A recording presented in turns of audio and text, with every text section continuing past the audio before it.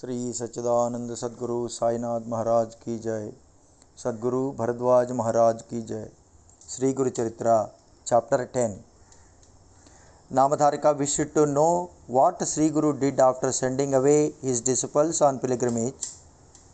So Siddha went on. O Namadharika, Sri Guru stayed at Vaidyanath for 1 year.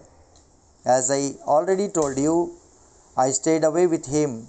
One day, a Brahmin who was dull-witted came to him, prostrated a reverence, and submitted thus: I strove hard for spiritual perfection, but I could gain neither perfection nor even a capable Guru.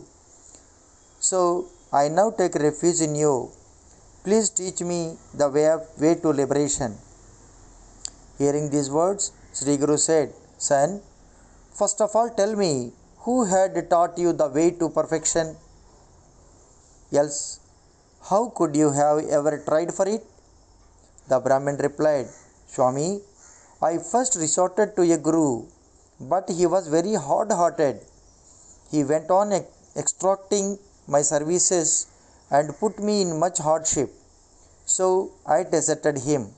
Sri Guru was shocked at his words and berated him. Alas, what have you done?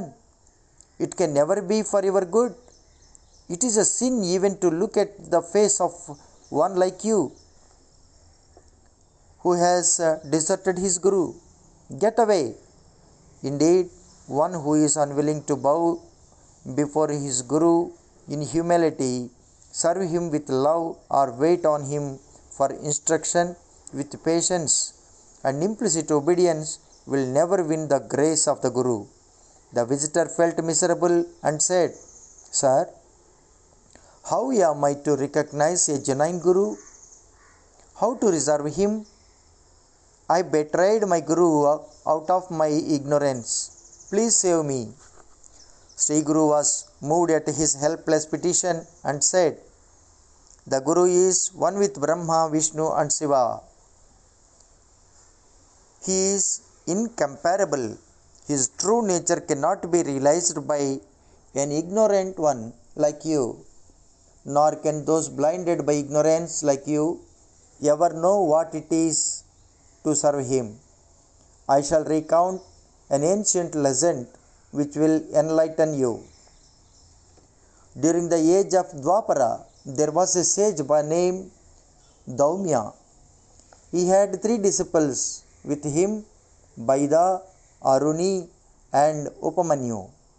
In order to test their devotion, one day Daumya said, The rice crop in my farm is withering for lack of water.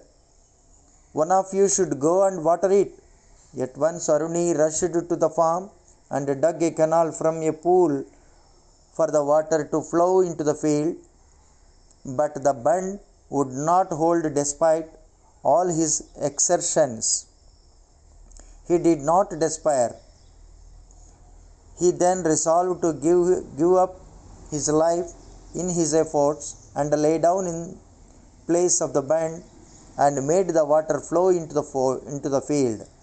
After some time, Daumya arrived on the scene, saw his field watered, and lovingly called out to his disciple.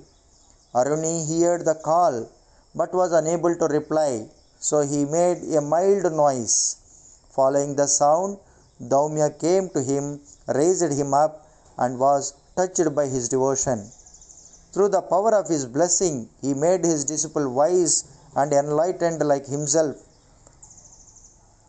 He then declared the term of Aruni's discipleship as completed and sent him home, where he became very famous as a man of wisdom. Later, one day, Daumya said to Baida, You watch over my field, and when it is ripe, bring it home. Baida agreed, watched over the field day and night, harvested it, and piled the grain in a heap on the farm. He then went to his Guru and asked him for a cart to fetch the grain. Daumya gave him a bullock cart. When Baida was returning with the produce. The cart got stuck up in soft mud on the way. When the bullocks could not pull the cart out, he dragged it out with his own mighty effort. Suddenly, Daumya arrived there and, pleased with Baida's devotion, blessed him too with enlightenment. Later, the sage ordered the third disciple, Upamanyu, to tend his cattle. Eating only a spare meal every day, Upamanyu tended the herd with the utmost care. Daumya, who usually sent lunch to his disciple at noon, suddenly stopped doing so. Upamanyu had nothing to eat and he was very hungry. Henceforth, he started begging his food. Daumya noticed this and asked, "How could you manage to be so strong and active?" Upamanyu submitted that he was sustaining himself with the food he begged from the houses of Brahmins. Then Daumya demanded that the food thus obtained should be delivered to him. Henceforth, Upamanyu gave away what he obtained from his first round of begging to his guru and subsisted on what he got from the second round of begging. The guru learned of it and demanded that he be given that too. Upamanyu did so and quenched his hunger by drinking the milk that was left in the udders of cows after their calves had drunk their fill. Daumya learned of that and reprimanded him, saying, "If you do so, you will become as stupid as any of those dumb creatures." Then poor Upamanyu reflected that the latex of the calotropis plant is not the leftover of any calf and hence a harmless substitute for milk. He did so, and the poisonous oozing at once made him totally blind. Groping for his way home, the poor youth fell into a well on the way outside. The cattle returned home, but without their herdsman. Daumya went out in search of his disciple and found him in the deep well.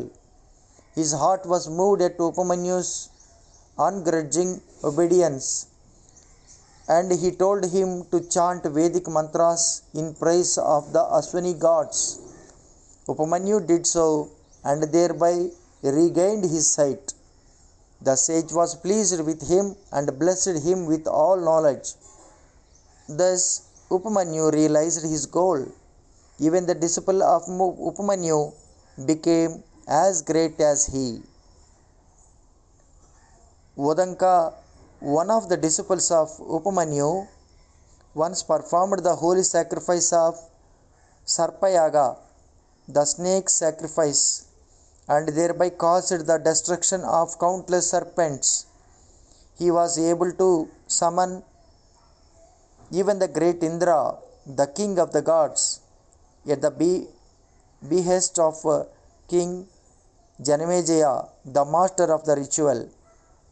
It was only by pleasing the Guru thus that his grace could be won. Therefore, O Brahmin, serve your former Guru himself with all your heart. Through his grace alone, you will be able to attain peace and liberation. The Brahmin submitted, "Lord, it is possible to weld a broken metal vessel, but it is not possible to weld a broken heart. So too, it is impossible for me to win back the heart of the former Guru. Once it has been broken by my stupid conduct, so I cannot hope to approach him again. I shall pay for my sin by giving up my life in your very presence." Seeing that he was really repentant, Sri Guru kept his boon bestowing hand on the Brahmin's head in a gesture of blessing and told him to think of his former Guru. When the Brahmin did so, he at once realized that Sri Guru was not different from his former Guru and fell at his feet. Sri Guru said, "Son, you shall work out the fruits of your previous actions and soon attain perfection. Incessantly meditate on my true form, which I shall show you now, and perform all your ordained acts, surrendering the fruit thereof to me." So saying, the Lord blessed the Brahmin with the vision of his divine form. Later, Sri Guru went to the bank of the river Krishna. There he restored the tongue of a Brahmin who lost it.